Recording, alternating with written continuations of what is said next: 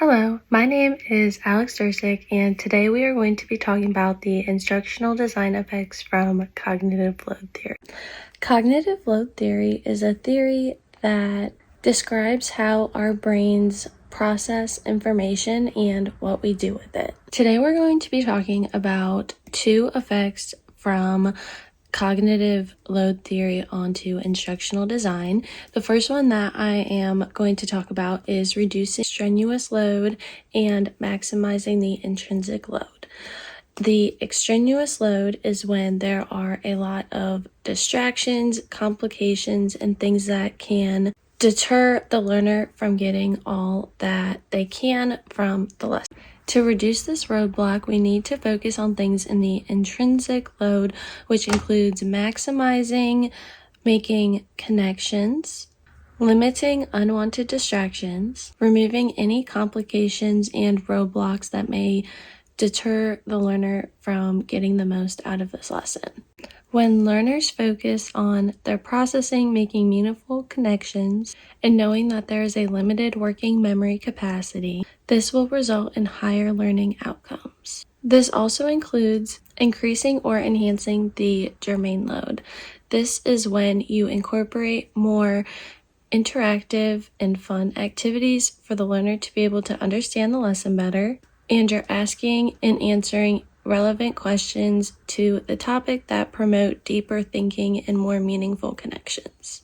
A way to remove these extrinsic distractions would be to minimize any clutter or distracting visuals that may be on the walls that could deter the learner from focusing on the task at hand. Using irrelevant graphics or pictures, animations to the topic. And then this could also include not having consistent formats on things such as instructions. There's multiple fonts, multiple colors, random things highlighted. This can be a big distraction to students as well. And then lastly, just trying to make students comfortable in your classroom. Sometimes the temperatures could be too hot or cold for them to learn, and they're more focused on that than the topic that they're learning about. And then also things like them not being comfortable by who they're sitting by, or even just the chair that they're sitting in could be uncomfortable and can take away from focusing on the assignments and the topics that they're learning. Secondly, another example of how cognitive load theory affects instructional design is building upon the last one that I talked about, and that's just to avoid overloading the learners in your class. This can include asking questions and finding out what your students already know so that you can avoid teaching things that are way above their level or way below their level. You can also breaking tasks down into smaller chunks or challenges can be more effective than trying to give these all to students at once.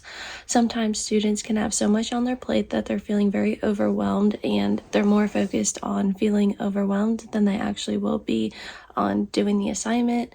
So maybe giving them a few questions at a time, or just giving them one worksheet or task to work on and then say, okay, move on to the next, so that it's not all on their desk at once and they're feeling overwhelmed. Another example that I like is the use of images or visuals. Sometimes students need a visual explanation or pictures to know what they're doing, rather than having a whole book of instructions read to them, and they can understand that better and not feel so overwhelmed, and they'll have that light bulb moment and say, aha, I got it now. And then lastly, you can honestly just use formative or summative assessments to see what your students know, because if you're moving quicker than they can handle, then you can go back, take a minute and say, oh, I know where the problem is, and reteach that and move on.